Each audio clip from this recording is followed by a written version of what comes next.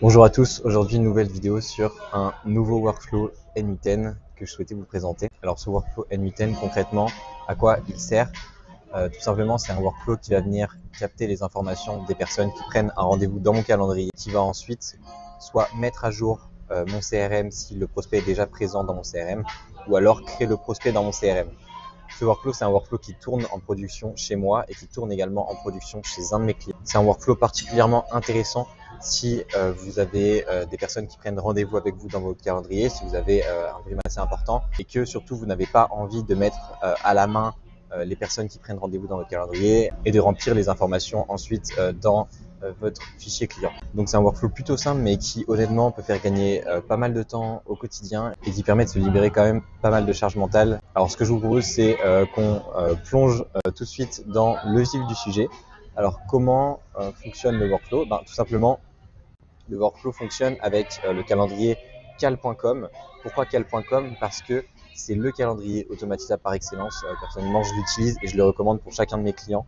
Tout simplement parce que déjà, on peut capter les événements qui sont pris dans le calendrier instantanément, mais aussi les événements qui se terminent dans notre calendrier instantanément. Alors je ferai une autre vidéo sur ce cas d'usage très prochainement, mais c'est quand même une fonctionnalité ultra importante selon moi d'un calendrier. Donc ici sur la première partie du workflow, on réceptionne les informations du cal, donc du calendrier. Donc on va venir réceptionner par exemple le prénom, le nom, l'email de la personne, etc.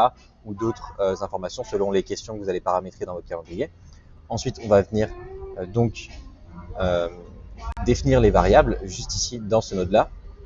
Donc par exemple, moi je définis la variable email, prénom, nom, entreprise, taille de l'entreprise, poste, job et également la date de l'appel. Alors la première étape, ça va être de venir matcher du coup les informations qu'on vient de recevoir avec les informations de notre CRM. Donc pour moi c'est Airtable.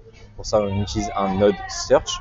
Donc si vous avez un node CRM, c'est un petit peu le même fonctionnement. Si vous avez HubSpot, ou Folk ou autre, il va falloir que vous mettiez un node search pour rechercher des informations. Et ici on va venir faire une comparaison par email et également par prénom plus nom avec cette formule-là. Donc vous pouvez la copier-coller, elle fonctionne très très bien. Ensuite, avec le module if, on va venir dire à l'automatisation, donc est-ce que ce prospect existe dans ma base ou est-ce qu'il n'existe pas. S'il existe, on va venir filtrer pour savoir s'il n'a pas déjà un call de prévu. Parfois, ça peut arriver. Et sinon, on va tout simplement venir mettre à jour le statut pour indiquer que cette personne dans mon CRM a réservé un appel de vente. Donc tout simplement avec le node update record de Airtable. Donc voilà, on met l'ID qui a été identifié et on va venir tout simplement mettre la date de la prochaine interaction et les notes. Donc ça c'est la personne qui prend rendez-vous qui remplit. Donc pour moi par exemple c'est qu'attendez-vous de ce rendez-vous. Comme ça moi je reçois les informations dans mon CRM de façon claire et structurée. Plus qu'à vérifier ce que la personne attend de notre rendez-vous et à faire le rendez-vous ensuite. Alors ici, on rentre ensuite dans une partie qui est assez intéressante parce que s'il n'y a pas de match, ça ne veut pas dire des fois que le prospect n'est pas présent. Tout simplement parce que des fois, par exemple, moi, dans mes lignes de prospects dans mon CRM, voilà, il y a des prospects qui n'ont pas de mails qui sont rentrés forcément. Donc, il va falloir comparer autrement. Donc, ce qu'on va faire, c'est qu'on va également faire un node search de Airtable ici, mais qui a cette fois pour vocation de me ressortir toutes les personnes de mon CRM qui n'ont pas d'email renseigné avec cette formule-là.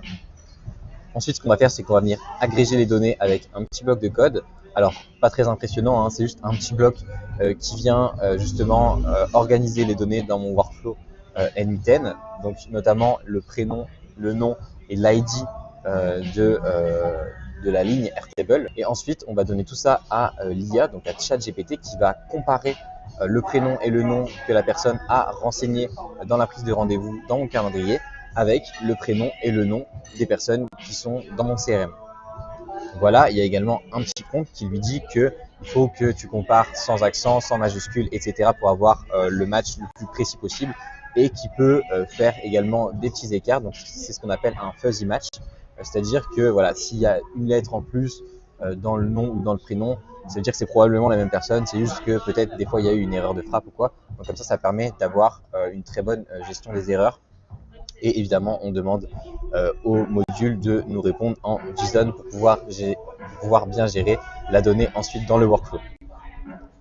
Donc ensuite, c'est un petit peu comme pour le premier cas, on lui demande est-ce que tu as trouvé le prospect dans le CRM? S'il a trouvé le prospect, on va venir du coup mettre à jour comme là-haut le prospect dans le CRM pour dire que cette personne a pris un rendez-vous et mettre à jour donc les notes. Et si ce prospect n'existe pas, ce qui est quand même le cas dans la majorité des cas, ben on va venir tout simplement créer le prospect dans le CRM. Et pour ça, on va venir remplir les informations qu'il a remplies. Donc par exemple, le prénom, le nom, l'email, le job, la date de la prochaine interaction et les notes. Il y a également une dernière partie sur Workflow qui est assez intéressante, c'est ce qui va être la gestion des erreurs. Donc pour ça, on met un petit node Error Trigger juste ici et un petit Slack message. Pourquoi? Parce que si le workflow casse pour X ou Y raison, eh ben, on est prévenu. C'est-à-dire que quand le workflow va casser, ça va m'envoyer un message sur mon Slack qui va m'indiquer qu'est-ce qui a cassé, à quel moment, avec quelles informations. Et ça va me permettre déjà à moi de pouvoir gérer justement les erreurs, donc réparer le workflow ensuite. C'est quelque chose que je mets en place à chaque fois pour mes clients aussi, parce que si je dois venir réparer quelque chose, il faut que j'ai une trace en fait de ce qui a cassé pour pouvoir débloquer la situation rapidement. Donc, ce que je vous propose maintenant, c'est qu'on fasse une petite démo grandeur nature du workflow. Donc pour ça, je vais tout simplement prendre un rendez-vous dans mon calendrier. Donc voilà, je vais remplir les informations. Tac. Je suis tout seul, je suis le CEO. C'est le moment à nouveau de flex.